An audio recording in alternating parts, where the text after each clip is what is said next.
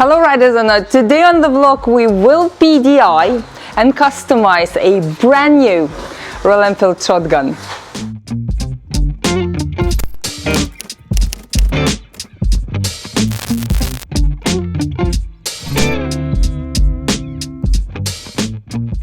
This will be the first time I'll get to do anything on the brand new bike. Wow. No rusty bolts. Wow. Hopefully. Oh, the color is so gorgeous. There you go. Can you take us through what exactly PDI for this particular model? Because I found out that every engine has a different requirements to be checked. Yeah, so 650 PDI is a lot more simple than some of the like 350s and stuff. We go right through a bike, front to back, as if it was a bike that was 10 years old or whatever. We check every single thing on this bike, take things apart, grease them, and just make sure that when the customer picks it up, it's in as best possible condition, so they're getting the best possible experience from day one as they possibly can. And this will be your demo bike as well? So this is going to be our demo bike. So say we're going to change a few bits on it, just change the look of it a little bit. And then, yeah, as of today, this is our demo bike, so people come test ride it and see what they think. I'll be fast. Yes, you will be the first person. So you will be safe afterwards, maybe. Maybe. Perfect. Okay, and where we start? What's happening? So, right, so first of all, so we've got the bike. Bike's been delivered, it's come off the lorry. Obviously we've unpacked it, took all the packing off, and then each bike comes with a box like this. In this box is always a pair of mirrors. This is your number plate hanger, and a little reflector will stick on there in a little while. A battery. Owner's manual, and then various little nuts and bolts for fittings of things like that. So one of the first things we always do when you get the battery out of the box is put one on charge. Normally, we're actually quite well organised. We've normally got over there, you see there's a few batteries, we normally have one charge, so we're like constantly rotating, so we've constantly got one on charge. So you don't have to charge it. So we don't have to wait messing about, we've literally always got one straight ready to go. One of the first things is,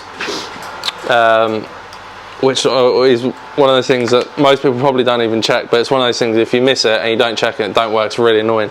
Things like steering lock. So just make sure that steering lock works. It's not very often you get it, but occasionally you get a bike and the steering lock don't work. You don't check it, and it's not till you want to use it that you realise, and then you think, the steering lock don't work. One of the first things to do is take the front brake lever off and grease this pivot, this bolt in here.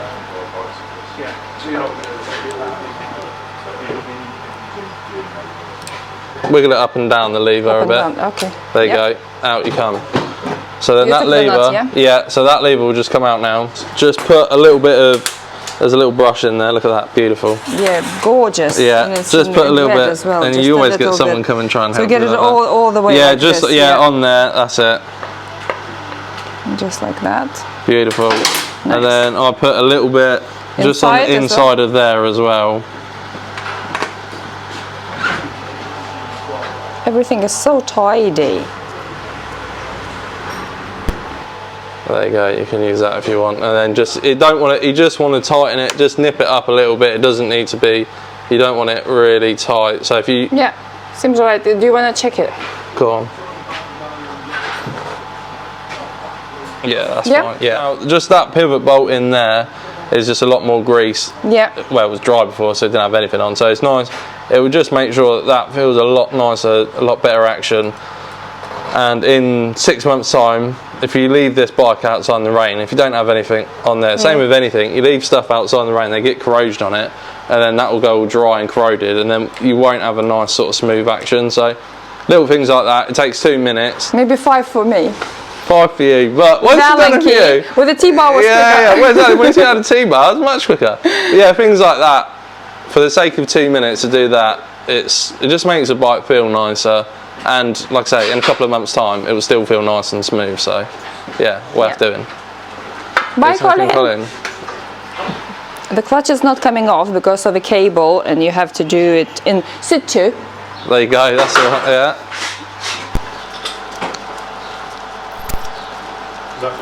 Right, so now we've done that, we'll set the free play for the, once I do the clutch while we're there. So that is, if you feel that, you see that you got that sort of free play before the cut, it's a lot, yeah. If you look, I mean, you can, if you want, we can look in the owner's manual and it will tell you exactly what it should be set to. Really, what you want is, you see that that's got quite a lot of play, that wants to be sort of probably half of that, and when you set it, you need to check it on both steering locks, so on that lock and then on this lock, because what you'll find is, obviously when you turn the handlebars, that's going to pull the clutch cable a bit, which is going to tighten that up. So what you want to just make sure that when you adjust it, when you then turn the handlebars, just make sure you've still got plenty of free play. What I normally do as well is, especially on a new bike, wind this adjuster right in at the top and then do the adjustment at the bottom end of the cable, and then that just makes it a bit easier. So if a customer's out on the road, they've still got plenty of adjustment here.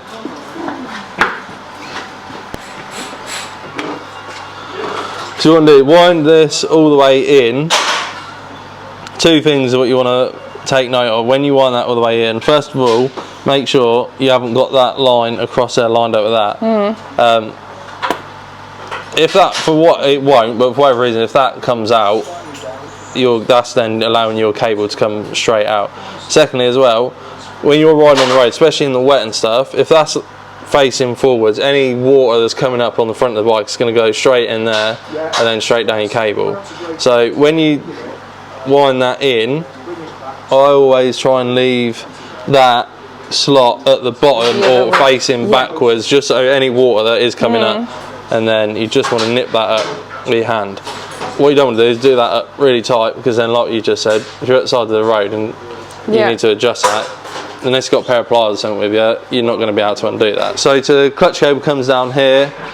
So we'll get two 12mm spanners so we can loosen these nuts off and then set the free play on the bottom of the clutch. Because it's a brand new cable, that cable is going to have stretched. So again, we'll set that, at the service we'll reset that, and we'll do the same thing with the throttle cables as well.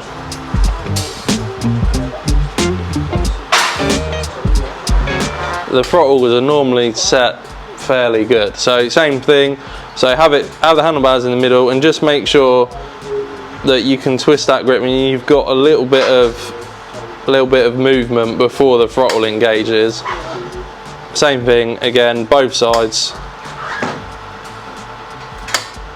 And what you want to do is just pull the throttle all the way back to stop and let go, and just make sure that it returns. So front of the bike,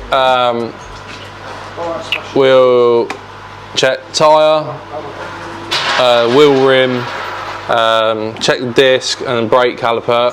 What we do as well on PDI, on all bikes actually, even though it's brand new caliper, we'll take the caliper off, take the pads out and take the caliper apart. So we'll take the caliper carrier off and we'll pump the pistons out a little bit.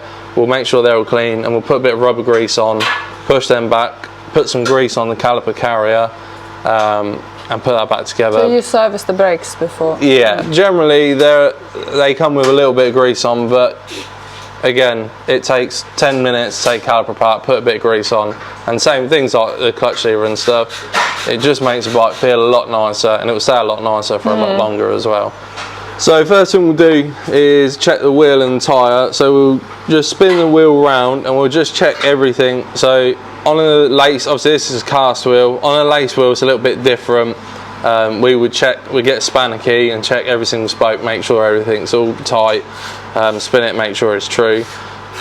With cast wheel, same thing really, check it, we'll spin it around, have a look at the whole wheel, make sure there's no cracks or splits. To be honest with you, on a new bike, it's very rare you find anything, but it's always worth checking. Yeah. Front brake disc, again check, make sure everything's all nice.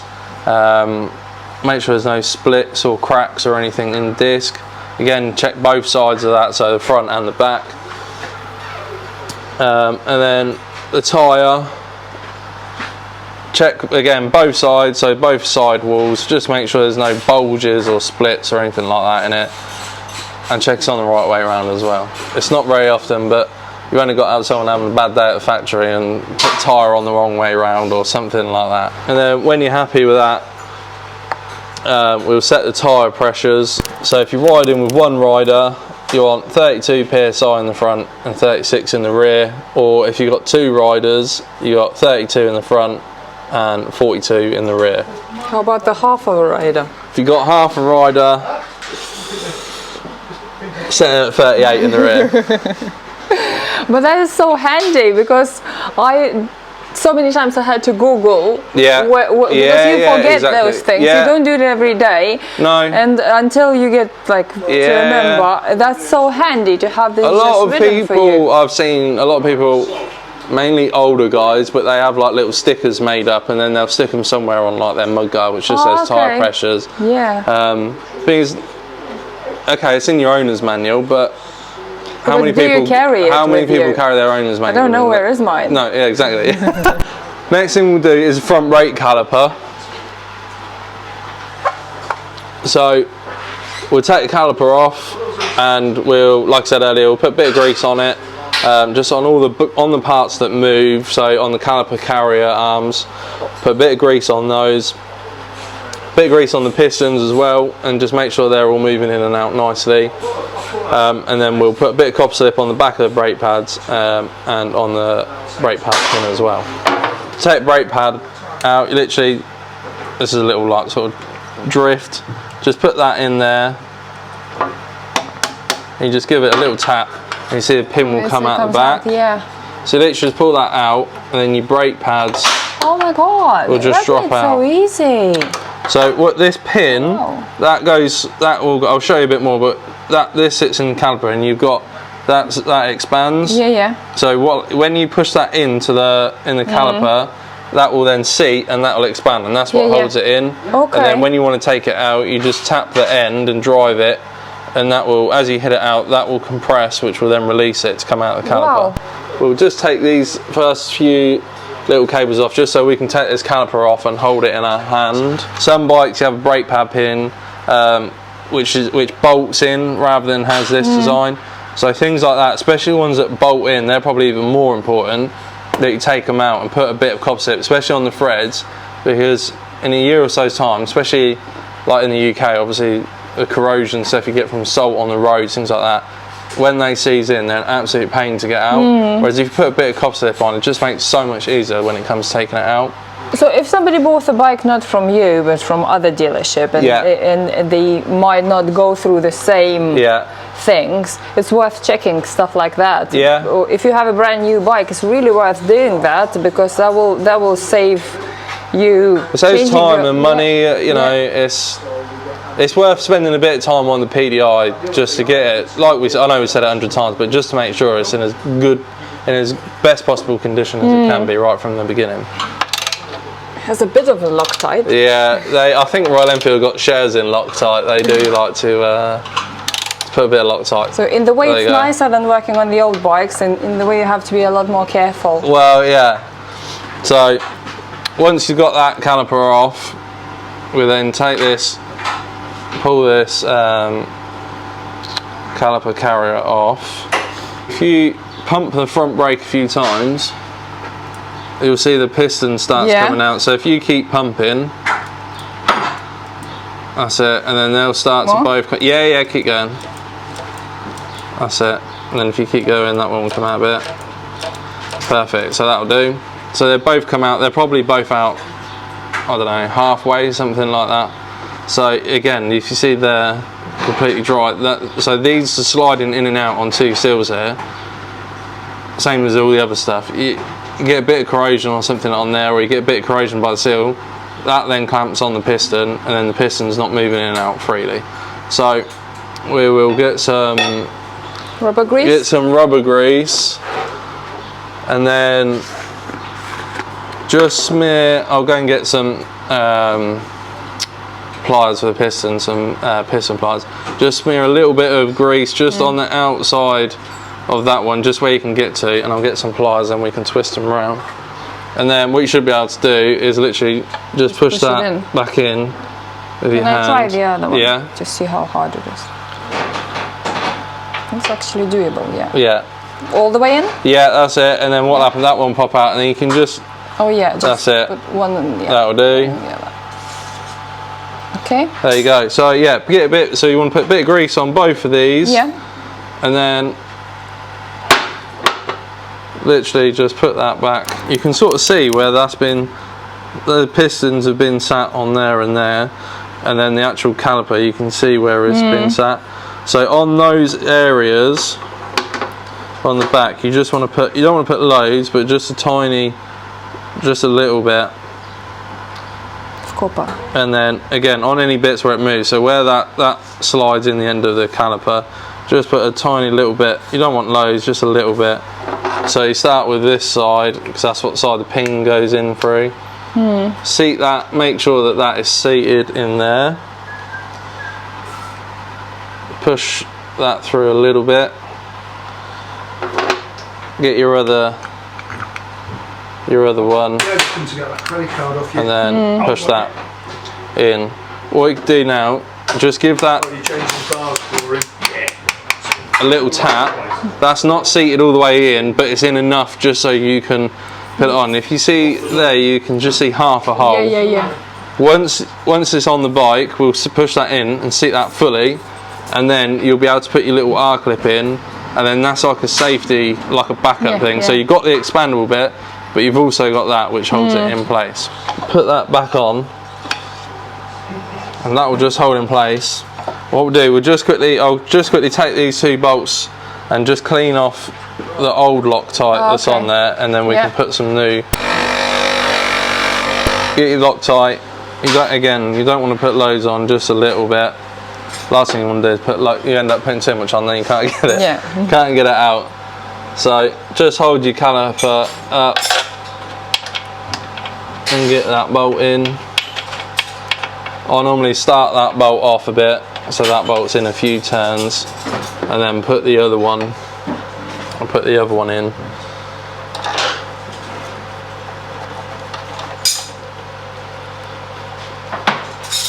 Yep.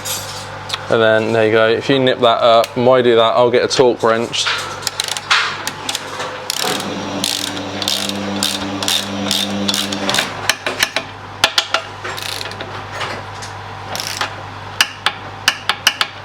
So what we'll do now, just go round to the other side and just gently tap this back in, so you can see it in there. So you just get a little drift or whatever, and knock that in, and then get a pin in, and then you should now. Yeah, I can see. You can see the hole. So put that in and just make sure that's clipped all the way in. Beautiful. Now we'll clip the speed sensor cable back on. Make sure they're all on. I'm a bit anal, and I always take this little cover off a banjo bolt and put that back on so it goes through there. It's just like a little thing, it's just an extra support. Once done that, the most important thing, we've obviously pushed those brake pads right back, so they're now not in contact with the front brake disc. So just pump the lever, see that lever comes all the way in, so just pump it a few times so you feel it come back. The amount of times you forget to do that and you wheel it off the ramp, pull the front brake in and nothing happens, it's not a nice feeling. Just spin that round a few times just to make sure you got everything off, and every time you do that, they're always, on a brand new bike, they're always dirty. So that's all clean. Then we'll just have one quick final spin of the wheel, make sure that the brakes all engaging properly. It's pretty much same at the back. Exactly the same. We repeat the same thing on the back. The only difference on the back is obviously you've got chain. So we'll check a few things on chain. So we'll check all four sides of the chain. we'll check it's aligned properly, and we'll check the tension as well. But the rest of it, same for the back wheel. We'll check the back wheel, we'll check the back tyre, check brake disc. Exactly same as in front, and then in a moment we'll take the wheel out and do the back brake caliper as well. On the shotgun, because of where the exhaust sits, that spindle's not going to come out. So first thing we've got to do is take the exhaust off. So you take the exhaust off on these. You've got this heat shield which bolts onto the muffler itself, and it also hooks onto the downpipe.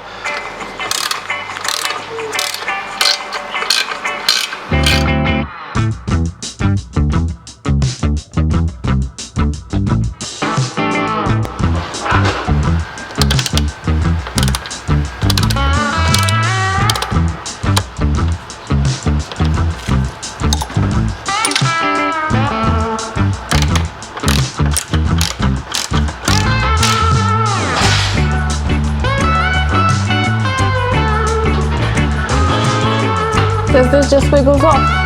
Oh, I didn't loosen it enough. I'm scared to break something. And wiggle it up and down, they're quite tight. Yeah, just loosen it off, yeah? You just wiggle, wiggle, wiggle. Yeah, that's where it's... Unlike on the front wheel, obviously the caliper's bolted on. On this, the caliper carrier has a spindle going through it. So you have to pull the spindle out enough so you can get the caliper carrier out, and then we So you're not taking a wheel off? You don't have to take it completely off on these. No, you can. Do you have to take chain off the sprocket? Yeah. Actually, that's a lie. Is that a lie? That is a lie, you don't have to. You don't have to? No. You can if you want, but I've just made that up. These are really awkward. In fact, I'm going to get... Yeah, but you can lie anything to me, you know, I will believe everything. No, I don't want to do that. So, now, the easiest thing, you can try and push spindle out that way, but the easiest thing, what I normally do, is get something like this, punch. You see the spindle at its hole? If you put that through there, and then turn it just like that, and then you can put your hand on, and just pull that. Pull that out a bit, just makes it easy. There we go.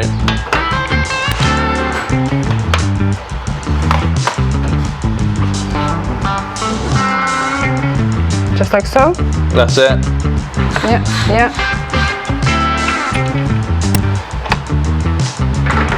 Perfect, that will do for now. Yeah. So what we'll do is just make sure the wheel's all the way forwards, and we've got this little laser, two purposes. One is to just shine at other people in the workshop and annoy them. But the main one, you put that on you hold that on the sprocket, and then you shine the laser down, and what you'll be able to see, so like now that you can see that laser sits on the top of this outside plate all the way along. When the wheel's out of line, you'll see, if I hold that, you see how it sort of goes across the wheel. So what you want is you want to hold that on there, make sure that is all nice, and that stays on the top of that link all the way along. Yeah. We would laugh, wouldn't we? Have you ridden it? Yeah. Oh, right. It was snow. Yeah. Right, so that's on. I was just going to say, there you go. Start putting the exhaust back on.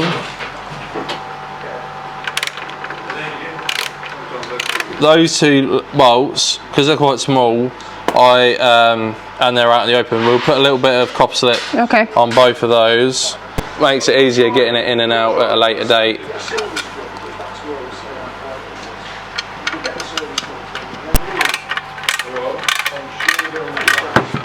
I can. That literally just goes through, and then those three nuts just go on the back. Okay.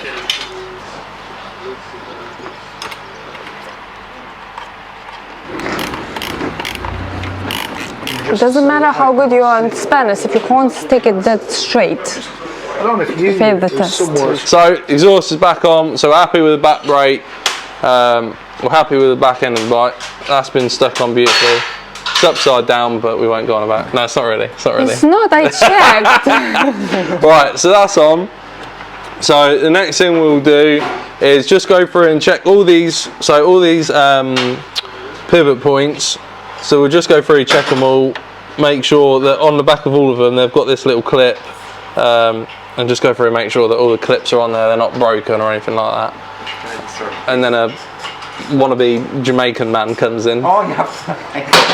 On all of these bolts, that on anything like that what moves, we just spray a little bit of lube on them all, just so it helps look after them, keep them all clean. They've got these like these clips that hold them that clip onto the frame. You get that odd time where they've come unclipped and the clutch cable is sat on the exhaust. Obviously you don't want that, because you don't want that to melt. So just have a quick look at things like that, just make sure that you're happy with everything. And then while you're around this side as well, obviously you've got your oil sight glass. So you can just have a quick look in there, making sure you're happy with the oil level. As with all the other bikes, you've got an upper and a lower mark as well. So yeah, we'll have a quick look at that, make sure you're happy. And then we'll put the battery on next. So if it is fumes and fire, then it means something wrong with the battery. I like your faith. I like that you got faith in me. Yeah, but imagine how good the content would be. Bike catches on fire, yeah.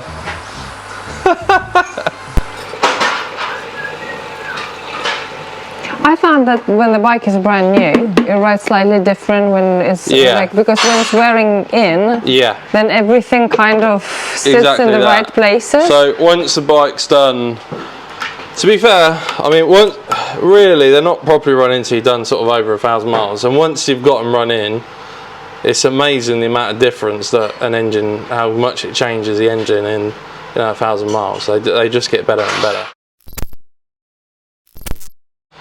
So we'll fire it up. There you go, look at that. So we'll set now we'll do things like check all the indicators are working. So we'll just go through, check all the electrics, make sure they're all working, set the horn.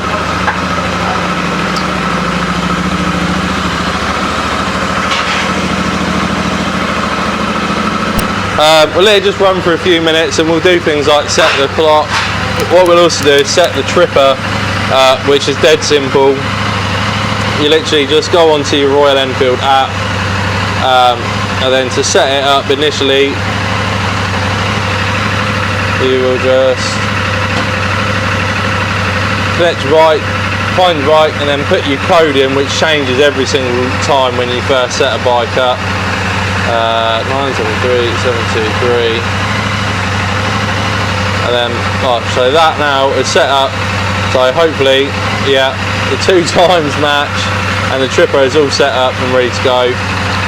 So now we'll let the bike run for a few minutes, check the electric, so we'll turn that off, and then now we'll fit some accessories. Yep.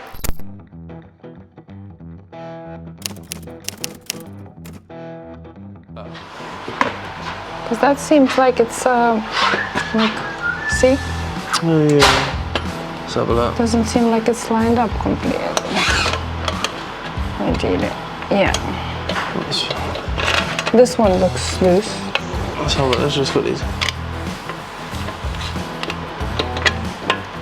See, that one is loose.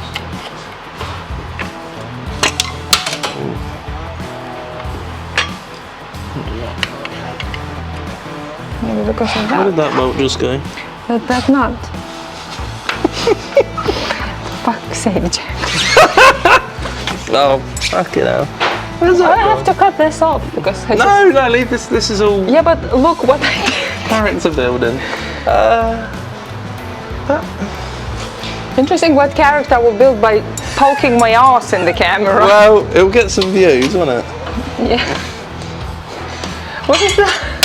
Oh no, I'll find that one. Okay, that's one.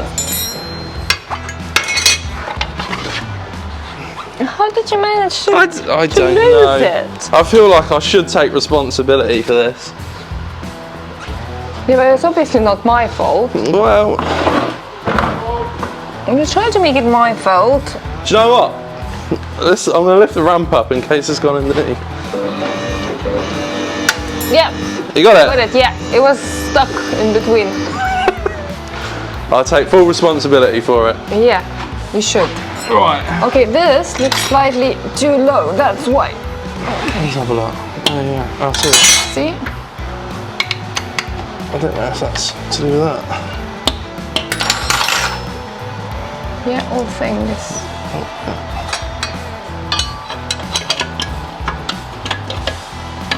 What is that? Oh yeah, this goes in. That's why. There we go. Is that better? Yeah. So you just put those bolts in there, just like that. Easy as that. There you go. I'm sure you did that before. Yeah. That was a test. Test for me? Yeah. Was it? Yeah. There we go. Was losing the bolt were part of it? Yeah, that's all part of it.